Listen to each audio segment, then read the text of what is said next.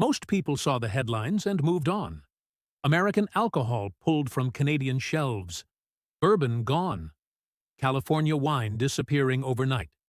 It sounded like a culture war gesture, a petty trade spat, maybe even a symbolic boycott meant to grab attention and fade away. That interpretation is comfortable, because it suggests this is temporary, emotional, reversible.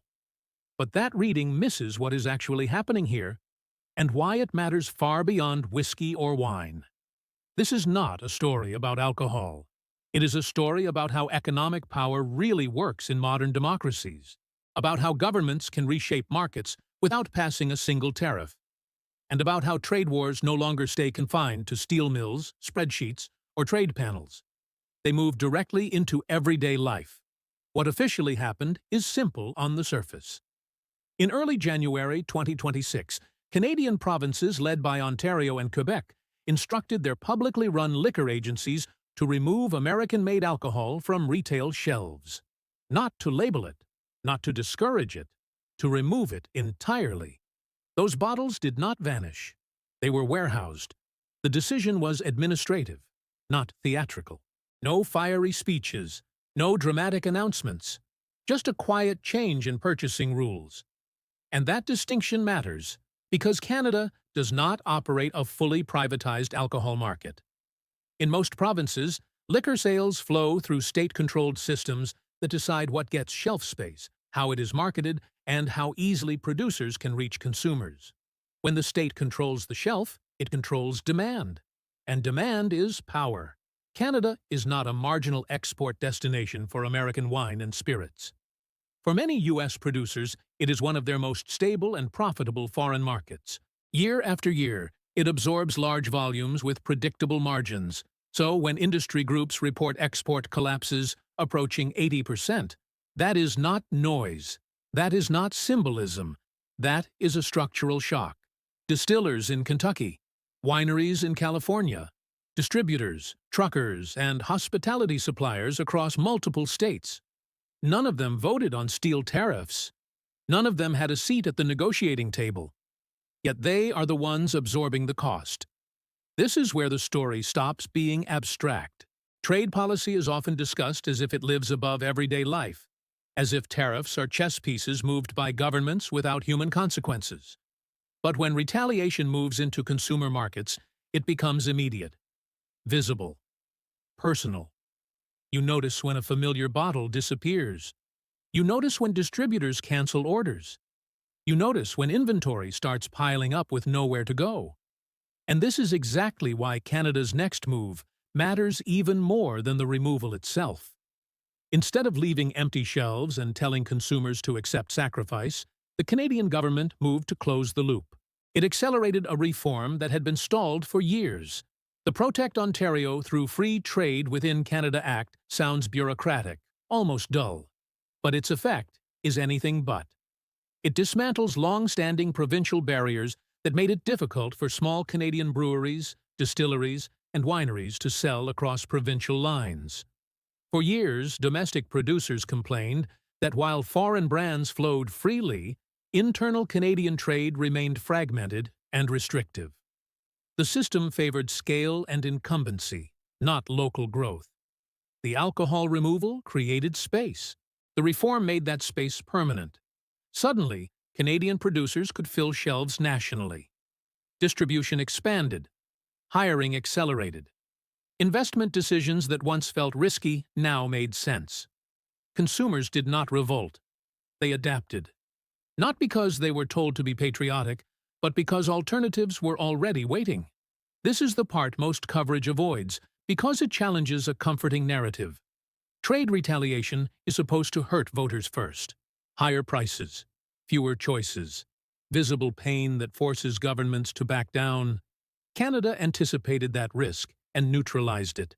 Instead of asking consumers to suffer for a political message, it redesigned the system so substitution felt normal, even seamless. That is not improvisation. That is strategy. And it reveals something deeply uncomfortable for anyone who still thinks power only lives in tariffs and treaties. Access to consumers is no longer guaranteed by agreements alone. It can be reshaped administratively, quietly, quickly. What looks like a boycott on the surface is, in reality, a demonstration. A reminder that modern trade depends not just on production, but on permission. Permission to reach shelves, permission to be seen, permission to sell. And once that permission is politicized, markets change faster than diplomacy ever can. This is not about bourbon. It is about leverage. And this is only the beginning. To understand why this episode matters, you have to stop thinking about trade retaliation as something that only happens at the border. For decades, trade wars followed a familiar script. One side raises tariffs, the other responds with tariffs of its own. Prices move, politicians argue, panels convene. Eventually, something gets negotiated. What Canada has done here breaks that script. There is no new tariff on bourbon, no formal ban written into law, no obvious lever for retaliation. Instead, the battlefield shifted inside the market itself. And that is a far more sophisticated move. Because when governments control access points rather than prices, they change the geometry of power.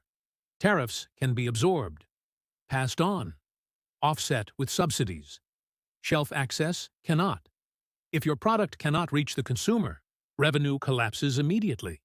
This is why the legal and diplomatic response from Washington is so constrained. Canada did not violate trade agreements in a way that is easy to litigate. Governments are allowed to manage public procurement. They are allowed to reform internal trade rules. They are allowed to decide what publicly run stores stock. That gray zone is where leverage now lives. And this is where the story becomes much bigger than alcohol. Once domestic producers start expanding under a new system, they become political actors. They hire workers. They sign leases. They invest capital. They form associations. They lobby to preserve access. What began as retaliation becomes constituency. Canadian craft brewers and distillers are not treating this as a temporary windfall.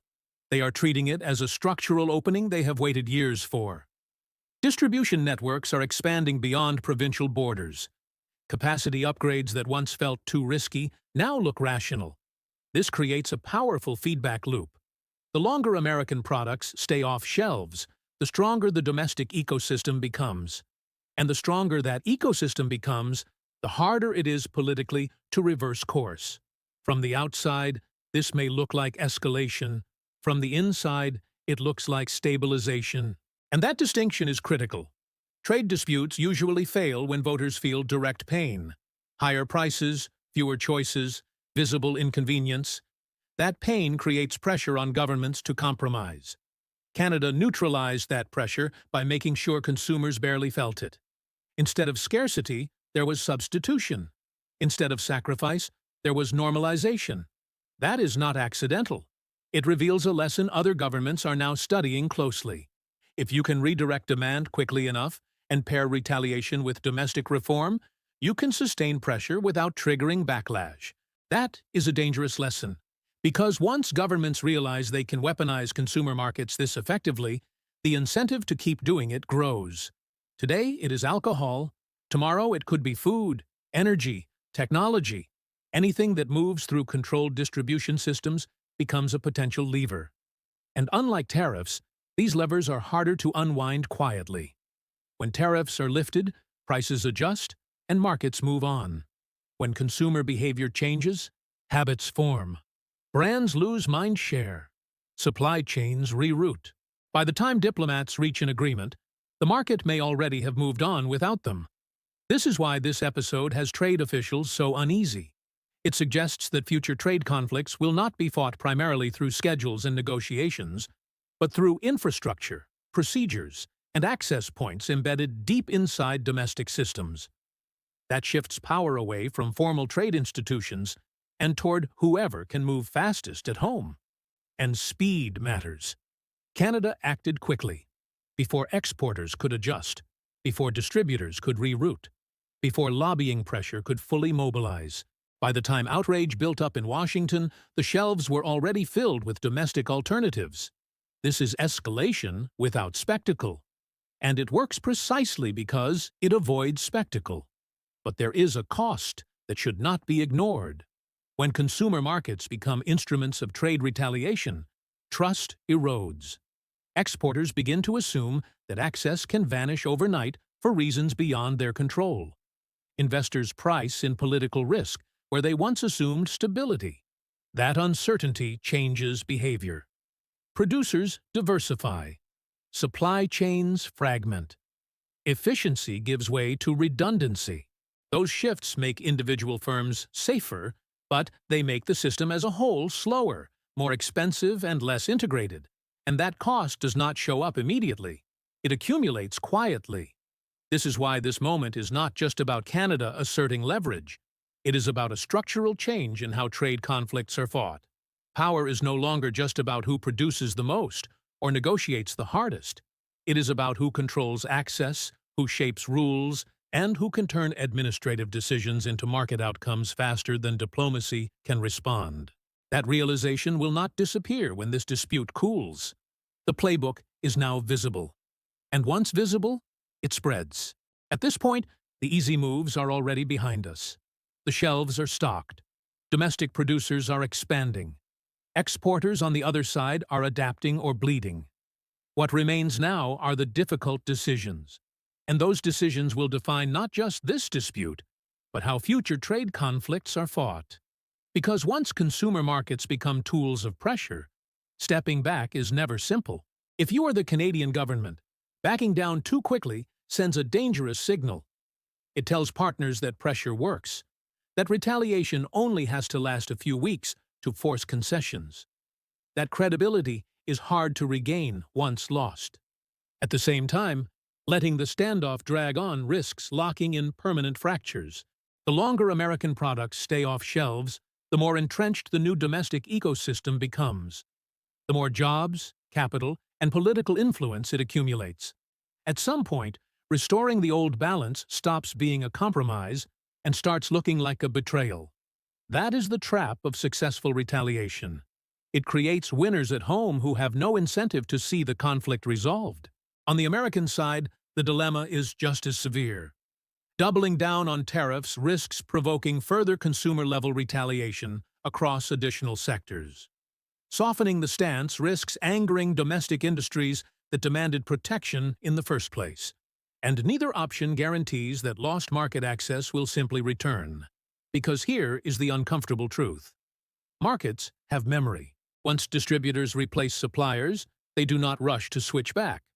Once consumers form new habits, brand loyalty weakens. Once producers reorient capacity, they rarely reverse course without strong incentives.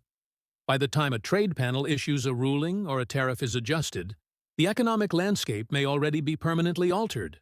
That is the real power of what we are witnessing. This is not retaliation designed to win an argument.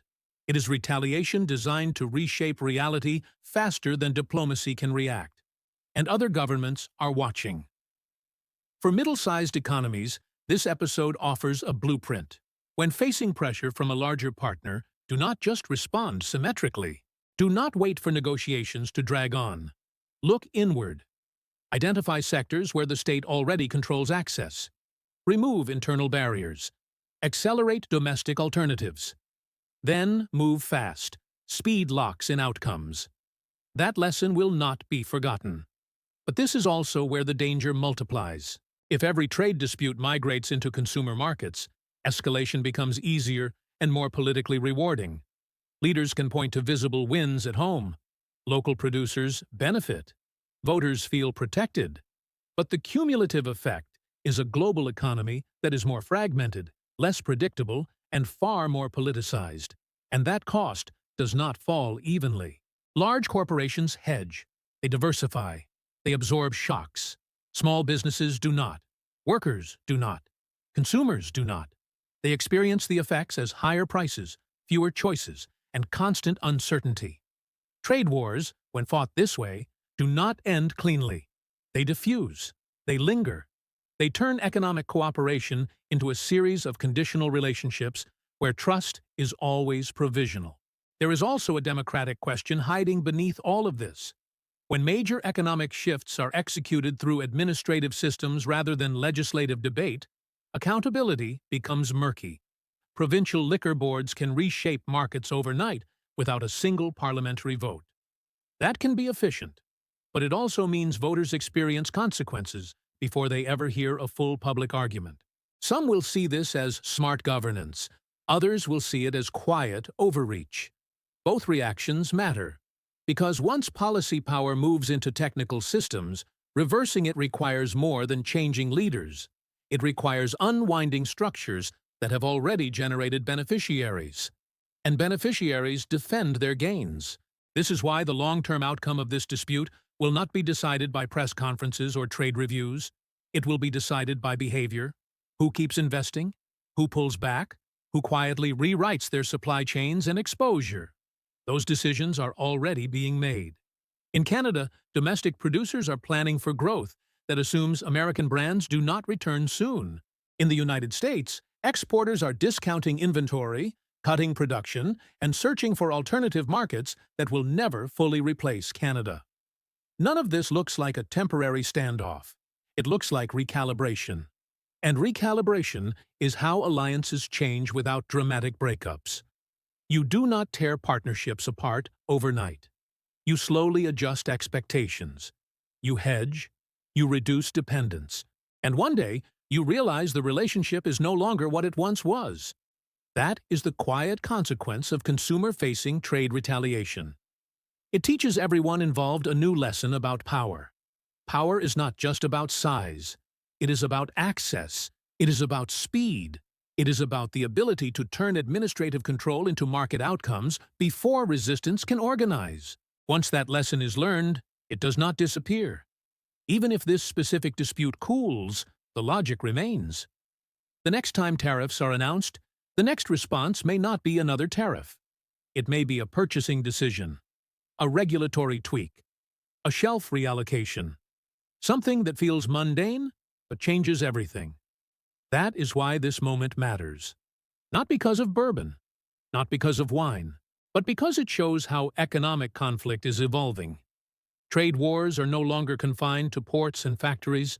They are moving into everyday life, into shopping habits, into brand recognition, into the rhythms of communities.